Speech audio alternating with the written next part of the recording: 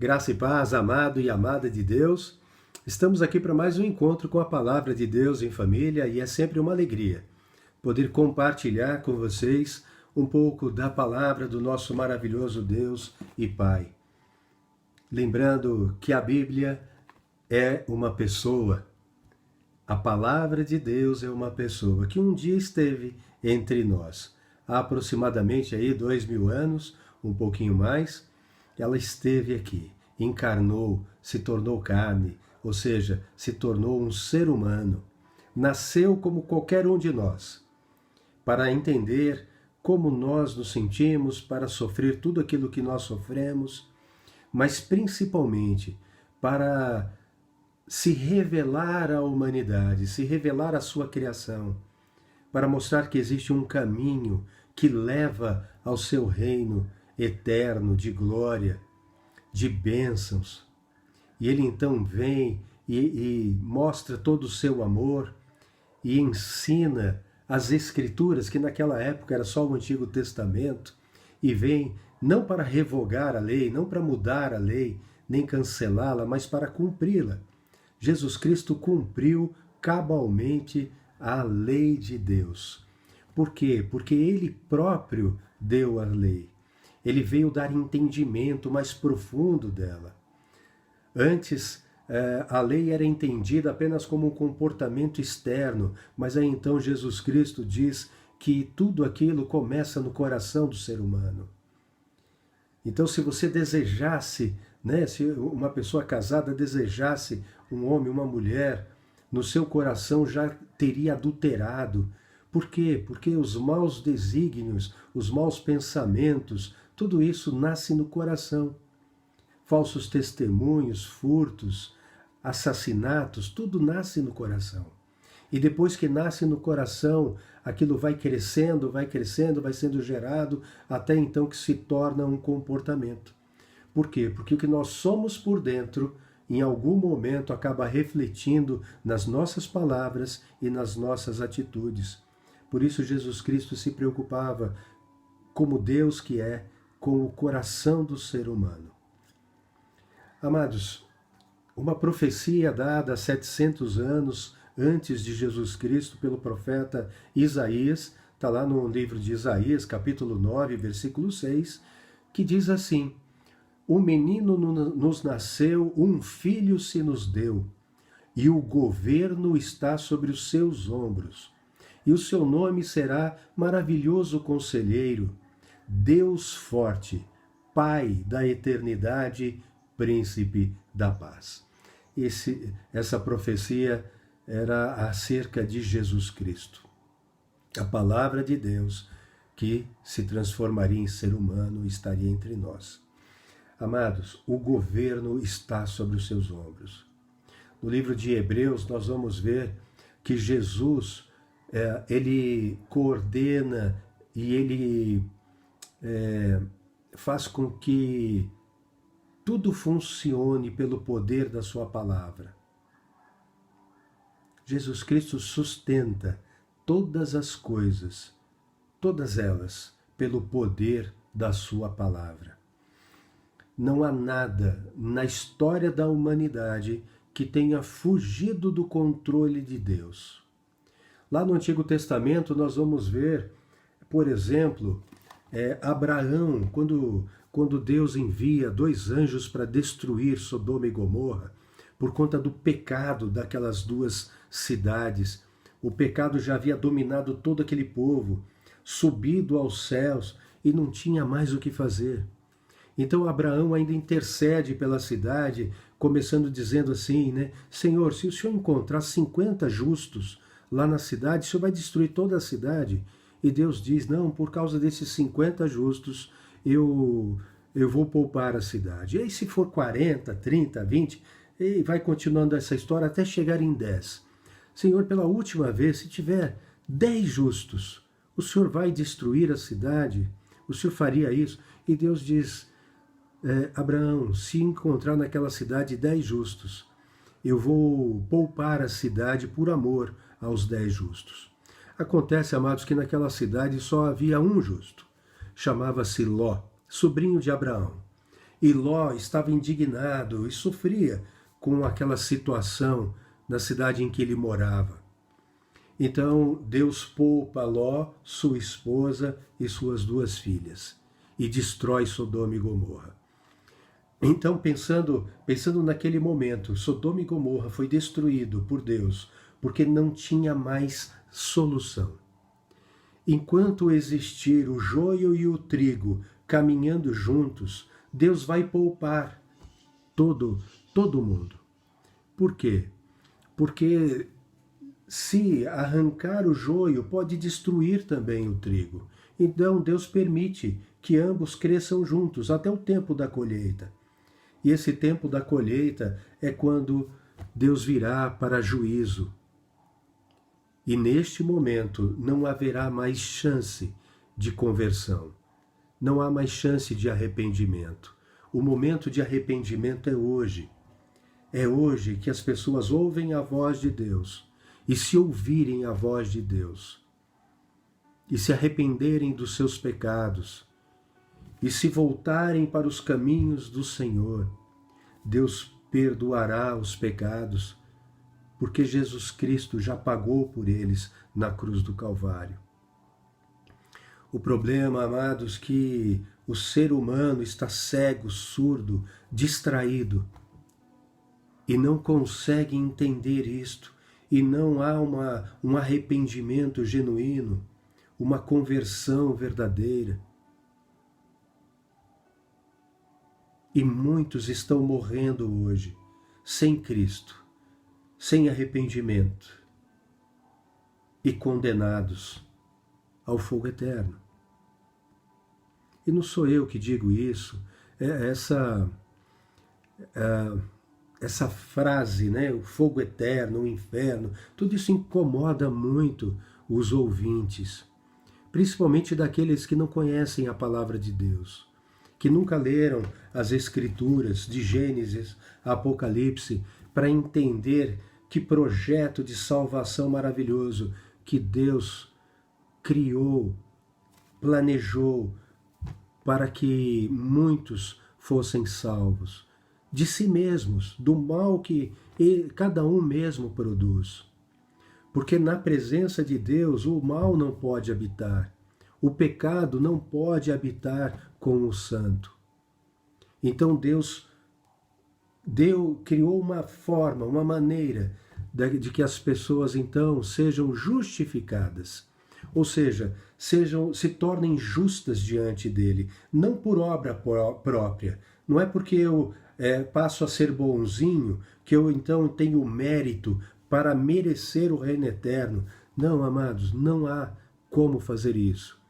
Um único pecado já me condenaria à morte. Foi o que aconteceu com Adão e Eva no paraíso. Foi um único pecado que os fez sair da presença de Deus. Mas Deus então veio ao mundo e Ele mesmo pagou pelos pecados da humanidade. Algo que o ser humano comum, as pessoas do mundo não conseguem entender. Acham isso uma loucura. Mas é o amor de Deus para conosco. Amados, eu quero que vocês, por favor, abram a Bíblia de vocês no livro de Jeremias. Nós vamos ler um trechinho ali no capítulo 28 e outro no capítulo 29.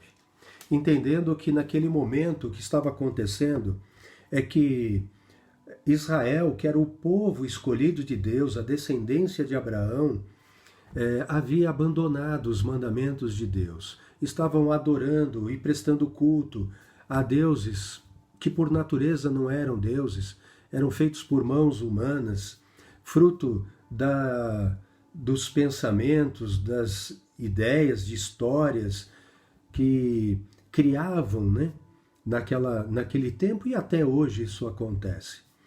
E aí as pessoas, como têm essa necessidade de ver algo e adorar aquela coisa palpável, parece que faz mais sentido, né, para o ser humano um Deus que eu possa ver, que eu possa tocar, se desviou do Senhor. E Deus enviou muitos profetas para aquele povo, dizendo: olha, arrependam-se e voltem para mim. E se vocês voltarem, se arrependerem e voltarem para mim, vocês serão novamente abençoados. E eu lutarei contra os inimigos de vocês, e eu abençoarei a colheita de vocês, a plantação, o gado, as famílias. Era isso que Deus fazia e faz até hoje, para aqueles que lhe são fiéis. Bom, mas naquele tempo isso não estava acontecendo. E Deus cumpriu uma profecia que havia feito e mandou então o seu povo deportado para a Babilônia. Israel foi invadido por Nabucodonosor, que destruiu as muralhas de Jerusalém, queimou a cidade, destruiu o templo que foi construído por Salomão, um templo maravilhoso. E aí então leva todo aquele povo cativo.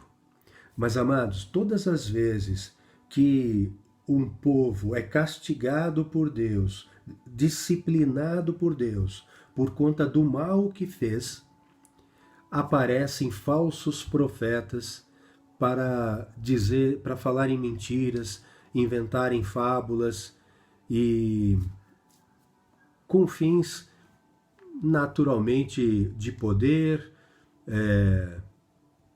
gananciosos, enfim, para proveito próprio. E o povo, como está sofrendo, preferem ouvir as coisas boas. E aí dão ouvidos às boas profecias, às boas promessas. E estava acontecendo isso aqui. No capítulo 28, então, de Jeremias, no versículo 10, diz assim: Então o profeta Ananias tirou a canga que estava no pescoço do profeta Jeremias e a quebrou. Depois falou na presença de todo o povo. Ananias é o falso profeta. Assim diz o Senhor: deste modo, dentro de 2 anos, quebrarei o jugo de Nabucodonosor, rei da Babilônia, que Nabucodonosor, rei da Babilônia, pôs sobre o pescoço de todas as nações. Amados, Deus disse que Israel ficaria cativo por 70 anos. E Ananias estava falando: não, daqui 2 anos, Deus vai quebrar o jugo que Nabucodonosor colocou sobre o pescoço de todas as nações. Porque a Babilônia estava reinando realmente sobre todas as nações daquele tempo. Amados, e aí, vamos lá para o versículo 15 agora.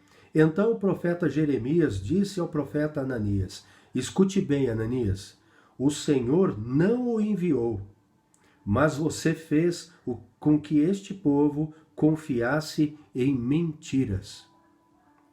Por isso, assim diz o Senhor: eis que eu expulsarei da terra, da face da terra. Você morrerá ainda este ano, porque pregou rebeldia contra o Senhor. Por que rebeldia contra o Senhor? Porque Deus avisou: filhos, eu vou dar um castigo a vocês se vocês não se converterem dos maus caminhos.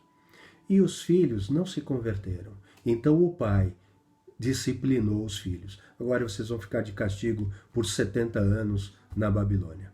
E Ananias estava dizendo para o povo: não, em 2 anos vocês vão ser libertados, Deus vai quebrar isso, ou seja, falando falsamente em nome de Deus.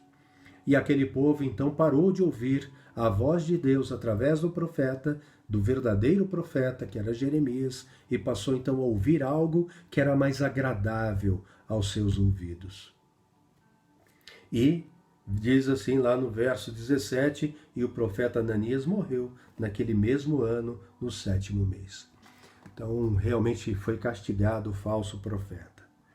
E aí, então, vamos agora para o capítulo 29, a partir do versículo 4. Aqui é o profeta Jeremias. O profeta Jeremias, ele envia uma carta aos judeus cativos na Babilônia. E essa carta dizia assim: assim diz o Senhor dos Exércitos, o Deus de Israel, a todos os exilados que eu deportei de Jerusalém para a Babilônia. Então fica claro que não foi Nabucodonosor, por espontânea vontade que foi e dominou Israel. Era um povo de Deus. Ninguém podia contra Israel, porque Deus é quem abençoava e lutava por eles. Mas aqui no caso foi Deus que deportou. Deus usou Nabucodonosor para castigar o seu povo. Construam casas e morem nelas. Plantem pomares. Então, façam isso quando vocês estiverem lá. Plantem pomares e comam o seu fruto. Casem e tenham filhos e filhas. Escolham esposas para os filhos de vocês e deem as suas filhas em casamento, para que tenham filhos e filhas. Aumentem em número e não diminuam aí na Babilônia. Procurem a paz da cidade para onde eu os deportei e orem por ela ao Senhor. Porque na sua paz vocês terão paz. Porque assim diz o Senhor dos Exércitos, o Deus de Israel: não se deixem enganar pelos profetas e adivinhos que vivem no meio de vocês. Não deem ouvidos aos sonhadores, que sempre sonham segundo o desejo de vocês. Porque eles profetizam falsamente em meu nome. Eu não os enviei, diz o Senhor. Assim diz o Senhor: logo que se cumprirem para a Babilônia 70 anos, atentarei para vocês e cumprirei a promessa que fiz a vocês, trazendo-os de volta a este lugar. Eu é que sei que pensamentos tenho a respeito de vocês, diz o Senhor. São pensamentos de paz e não de mal, para dar-lhes um futuro e uma esperança. Então vocês me invocarão, se aproximarão de mim em oração, e eu os ouvirei. Vocês me buscarão e me acharão quando me buscarem de todo o coração. Amados, veja que mesmo quando Deus, como um pai que ama os seus filhos, castiga, ou no sentido de os disciplina, porque estavam caminhando por um caminho que leva à morte. Mas Deus, sendo Pai, castiga para que esse povo, então, se arrependa e se volte ao Senhor. E ao se arrepender, se convertam para um bom caminho que leva à vida. É assim que Deus age como um pai que ama o seu filho. Eu lembro que quando meus filhos eram pequenos e eles faziam algo que era errado, eu os castigava, eu os colocava de castigo, sentadinhos ali de frente para a parede por tanto tempo. E aí então, eu perguntava para o filho: e aí, se arrependeu, vai fazer de novo? Não, eu não vou, pai. E aí então eu tirava de castigo. Deus faz a mesma coisa, amados. Neste caso, era um castigo de 70 anos. Mas Deus disse assim: eu não quero que vocês fiquem lá prostrados. Não, eu quero que vocês se casem na Babilônia. Plantem pomares e comam dos seus frutos. Casem-se lá e tenham filhos. E os filhos de vocês que nascerem lá, também casem lá e também tenham filhos. Porque em 70 anos dá tempo ali para 2 gerações. E depois que passarem os 70 anos, então, como eu prometi, eu vou tirar vocês de castigo e vou trazê-los de volta para Jerusalém, para o bem de vocês. Para que vocês se arrependam. E de fato isso aconteceu. Né? E se vocês lerem a história, vocês vão ver que 70 anos depois, Israel volta para a sua cidade, para o seu país, reconstrói as muralhas, reconstrói o templo, e as coisas voltam durante um tempo de novo a ser um tempo de paz, de alegria. Mas Deus está aqui dizendo: façam tudo isso, vivam normalmente lá. Mais do que isso, procurem a paz naquela cidade. Orem a mim, orem ao Senhor para que haja paz, porque na paz da Babilônia, na paz daquela cidade, vocês terão paz. Amados, nós estamos enfrentando um tempo difícil aqui no Brasil. Muita polaridade, né, política, né? Então, a gente vê que pessoas que estão desesperadas com os acontecimentos futuros, coisas que devem acontecer aí a partir de 2023.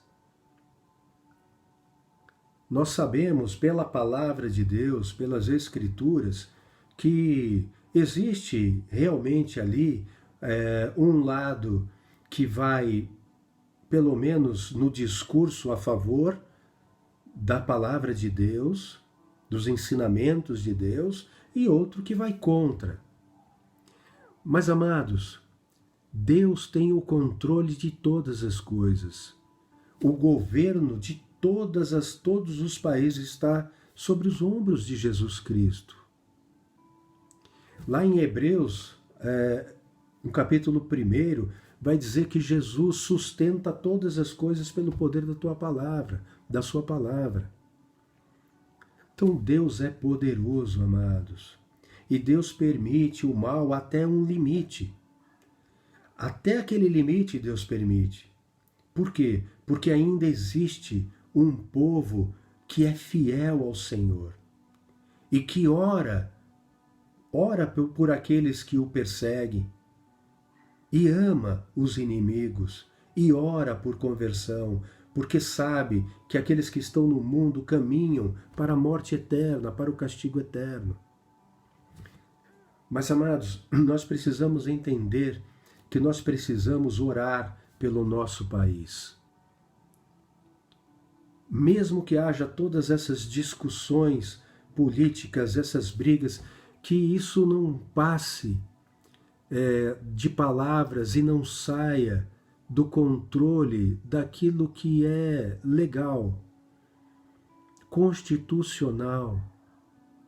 Que nós oremos para que haja paz no nosso país. E independente do governo que assumirá, nós sabemos que Deus governa a nossa vida. Pelo menos a vida daqueles que entregaram-se a Ele. Eu aceitei o Senhor Jesus como meu único Senhor e Salvador. Eu entreguei os meus caminhos a Ele, confio nele e sei que o mais Ele fará. Eu busco em primeiro lugar o reino de Deus e a justiça de Deus sobre a minha vida, porque eu sei que o mais Ele acrescentará. Amados, essa fé e essa certeza me dá paz. E eu oro para que haja paz no nosso país, independente do governo que assuma, porque pode ser um governo bom para nos abençoar, mas pode ser um governo mau para nos disciplinar. E quem sabe, enquanto estivermos nesta disciplina, haja arrependimento e conversão. E muitos possam sair do mau caminho que leva à morte para o bom caminho que leva à vida. Jesus Cristo é o caminho, a verdade e a vida. Amados, então, alguém poderia dizer, mas poxa, eu faço tudo certo. Bom, primeiro é mentira. Ninguém faz tudo certo. Todo ser humano é pecador. Mas vamos supor que aos olhos dos seres humanos até realmente façam as coisas certas, segundo a palavra de Deus, né? Mas não podemos esquecer que junto com o povo de Israel foi deportado para a Babilônia pessoas que eram tementes ao Senhor. Daniel e os 3 amigos, Sadraque, Mesaque e Abidnego, eram tementes a Deus e foram também cativos. Acontece que lá eles também oraram e procuraram o bem e a paz naquela cidade. Tanto que Daniel foi até alguém bem com alta patente no governo do próprio Nabucodonosor e depois dos seus sucessores. Estava lá como conselheiro, como um dos 4, né? Chegou até um dos 4 aí já no reino persa, né? Os 4 principais administradores de todo o reino. Então, amados, nós não podemos imaginar que por nós sermos um pouco melhor do que outros, né? Eu nem gosto de ver assim, porque eu enxergo com os olhos do Senhor e não mais com os meus olhos humanos. E aos olhos de Deus, todos pecaram, né? Deus encerrou, fechou todo mundo debaixo do pecado. Por quê? Porque não há um único justo na face da terra. Todos pecaram e carecem da glória de Deus, carecem da misericórdia de Deus, carecem da obra que Deus realizou aqui na terra em Cristo Jesus, pagando por nossos pecados na cruz do Calvário. E é só pela obra de Jesus Cristo que nós temos os nossos pecados perdoados. E aí então, justos diante de Deus, por isso justificados, né? Ficamos justos pela obra de Cristo. Agora nós podemos estar na presença de Deus. Por isso que nós oramos direto a Deus através de Jesus Cristo, pela fé em Jesus Cristo. E ainda guiados pelo Espírito Santo. Porque nós não sabemos orar como convém. Mas Deus enviou o seu Espírito para habitar em nós. Somos templo de Deus, templos do Espírito Santo de Deus, e que nos ajuda. Isso é maravilhoso. E é até por este Espírito que há em nós que nós podemos confessar publicamente que Jesus Cristo é o nosso Senhor e Salvador. Nós convidamos Ele para morar no nosso coração, para ser o Senhor da nossa vida. E aí então nós temos uma nova natureza. Já não mais aquela natureza humana inicial que ganhamos ao nascer, que não pode herdar o reino de Deus, mas agora uma nova natureza, uma natureza espiritual, que pode herdar o reino de Deus. E o próprio Espírito Santo é o selo de Deus de garantia que nós pertencemos agora ao reino celestial.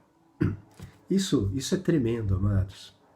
Então nós vamos orar por nossa pátria sempre, para que tenhamos paz. E na paz do Brasil nós encontraremos a nossa paz.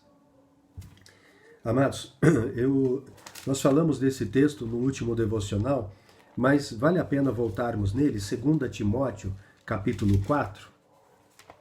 Segunda carta de Paulo a Timóteo, no capítulo 4, que há algo semelhante ao que aconteceu aqui nesse tempo de Jeremias, né? Capítulo 4, versículo 1, né? Que diz assim: diante de Deus e de Cristo Jesus, que há de julgar vivos e mortos, pela sua manifestação e pelo seu reino, peço a você com insistência que pregue a palavra. Insista, quer seja oportuno, quer não, corrige, repreenda, exorte com toda paciência e doutrina. Pois virá o tempo em que não suportarão a sã doutrina, pelo contrário, se rodearão de mestres segundo as suas próprias cobiças, como que sentindo coceira nos ouvidos. Eles se recusarão a dar ouvidos à verdade, entregando-se às fábulas. Mas você, Timóteo, seja sóbrio em todas as coisas, suporte as aflições, faça o trabalho de um evangelista, cumpra plenamente o seu ministério. Amados, o apóstolo Paulo estava falando aqui para Timóteo, né, um jovem pastor, que ele insistisse na pregação do evangelho, a palavra da verdade, né? Por quê? Porque viria um tempo em que as pessoas não suportariam mais a sã doutrina. Pelo contrário, se rodeariam de falsos mestres, segundo as suas próprias cobiças, segundo os seus próprios desejos. Era isso que estava acontecendo também naquele tempo de Jeremias. As pessoas estavam dando ouvidos a Ananias, o falso profeta, porque estava profetizando algo que era mais agradável ao coração deles. Mas, ao mesmo tempo, o povo, acreditando nessa falsa profecia, nessa fábula, o povo se rebelava contra a palavra de Deus, que era dada através do profeta Jeremias, que pregou durante um tempo que o povo seria levado à Babilônia se não se arrependesse e não se convertesse dos maus caminhos. E por conta disso, Jeremias sofreu perseguições. Foi jogado no poço, no calabouço, ameaçaram ele de morte. Um profeta que trazia a palavra de Deus, que exortava o povo: se arrependa dos seus maus caminhos, volte-se para Deus, e Deus perdoará a cidade. Do contrário, vocês serão deportados daqui, serão enviados para a Babilônia como escravos. Amados, e o povo não deu ouvidos à palavra de Deus dada pelo profeta de Deus. Hoje nós temos a palavra de Deus na nossa mão e as pessoas continuam se rebelando contra a palavra de Deus e dando ouvidos a falsos profetas, se entregando às fábulas e buscando religiões, seitas, filosofias mais agradáveis aos seus ouvidos e mais agradáveis aos seus desejos e cobiça. Amados, seguindo por aí, que é o caminho do mundo, e nós sabemos, pela palavra de Deus, que o mundo jaz no maligno. Mas aqueles que são de Deus, a si mesmo se guardam, e o maligno não pode lhe tocar. Então, amados, eu quero dizer para vocês que por pior que fique a situação, por pior que nós estejamos em algum momento da nossa vida, tenhamos um coração sincero diante do Senhor, façamos uma autorreflexão. Pai, aonde eu estou errando? Senhor, mostra-me na Tua palavra qual é o caminho que eu devo seguir. E, amados, quando você ora assim, é importante que você conheça a palavra, porque Deus não pode falar com você se você não tiver lido a palavra dele. É só lendo a Bíblia que o Espírito Santo pode revelá-la ao teu coração. Do contrário, você escolhe andar em trevas. Então leia. Por quê? Jesus Cristo disse: quando eu for aos céus, eu enviarei o Espírito Santo, o seu ajudador. Ele vos ensinará todas as coisas e vos fará lembrar de tudo que eu vos ordenei, vos ensinei. Amados, depois que a gente lê a palavra de Deus, o Espírito Santo começa a ministrá-la ao nosso coração e fala conosco. E ele vai nos alertando. Quando a gente faz algo errado ou pensa em fazer algo errado, a gente ouve a voz do Espírito Santo dizendo: não por este caminho, mas por este. Ele responde às nossas orações, amados. Então você ora e você diz: Senhor, me ajuda a ter uma vida que glorifique o Teu nome. Pai, me ajuda a andar nos Teus caminhos. Eu não quero caminhar, Pai, para a morte, mas eu quero convidá-lo para morar no meu coração e para ser o Senhor da minha vida. Me ajuda, Pai, a fazer isso. É assim que a gente ora, amados. E o Espírito Santo, então, vai revelando ao nosso coração a palavra que já é inspirada, como nós já vimos aqui, na carta mesmo, na segunda carta a Timóteo, que a palavra de Deus ela é inspirada por Deus. E ela é útil para a educação na justiça, para a repreensão, para a exortação, para que nós andemos em justiça diante do Senhor e para que nós sejamos capacitados para toda boa obra de Deus. E aí então nós com um coração transformado, com uma nova natureza, a natureza espiritual, que vai sempre lutar contra a nossa natureza humana, mas vencerá pelo poder da palavra de Deus que nos lava. Ela é a água que nos limpa. Jesus disse a Nicodemos: se você não nascer da água e do Espírito, não pode herdar, não pode entrar no reino de Deus. A água é a palavra de Deus que nos limpa. Por quê? Porque quando nós cumprimos, porque não adianta conhecer a palavra se nós não vivermos a palavra, se nós não andarmos segundo a palavra, mas se nós conhecemos, guardamos, ou seja, praticamos, obedecemos, essa palavra nos lava. E o Espírito, que é o Espírito Santo que habita em nós, o selo da promessa de Deus, o penhor da nossa salvação. O penhor é a garantia, amados. Entende? Amados, não deem ouvidos a falsos profetas.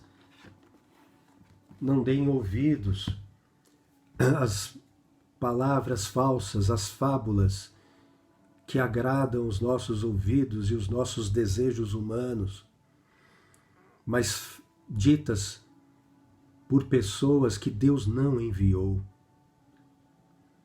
que contam que anjos vieram e deram visões e etc e tal, que Deus não mandou. O que Deus enviou está aqui, amados.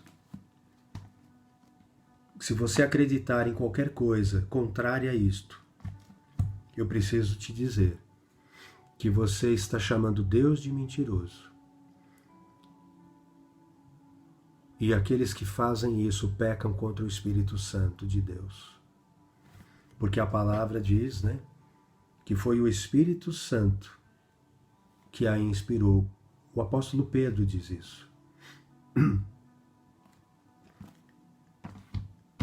Nenhuma profecia foi dada por vontade humana, mas homens separados por Deus falaram por meio do Espírito Santo. E quem peca contra o Espírito Santo não tem perdão para sempre, nem nesta vida, nem na vindoura. Jesus Cristo falou isso. Aquele que pecar contra o Filho ou contra o Pai ainda pode ser perdoado, mas aquele que pecar contra o Espírito Santo não tem perdão eternamente. Amados, então eu falo isso por amor de vocês, como uma exortação à luz da palavra de Deus. Não importa o que virá, oremos pela paz, na cidade, no estado, no país onde estamos. E nesta paz, na paz do país, nós teremos a nossa paz. E continuemos a viver, a trabalhar, dando a César o que é de César e a Deus o que é de Deus. E entendendo que Deus levanta governadores e tira governadores, tanto para a bênção, quanto para a maldição, quanto para castigo, quanto para disciplina, para que haja arrependimento e conversão de caminho. Amém? Vamos orar? Senhor Deus, obrigado, Pai, por Tua palavra, que é inspirada pelo Senhor. Obrigado por revelá-la ao nosso coração, Senhor. Pai, ajuda-nos a termos paz e a orarmos, Senhor, pelos nossos inimigos, amá-los, orarmos por aqueles que nos perseguem também, Senhor Deus. Nós sabemos que haverá muita perseguição ainda à Tua palavra. E pode ser que o tempo tenha chegado.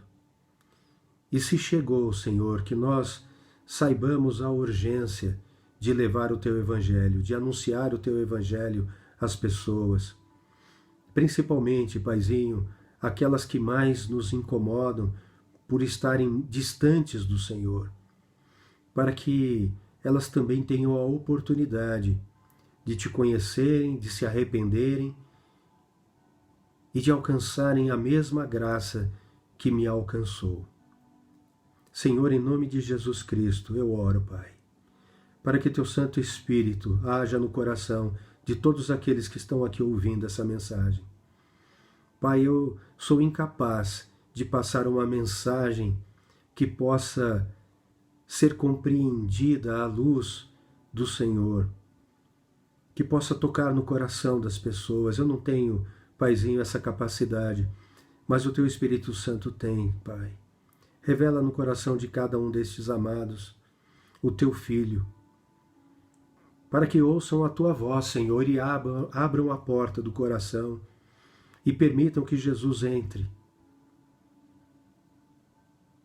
Que eles aceitem, Senhor Jesus, como o único e suficiente Salvador.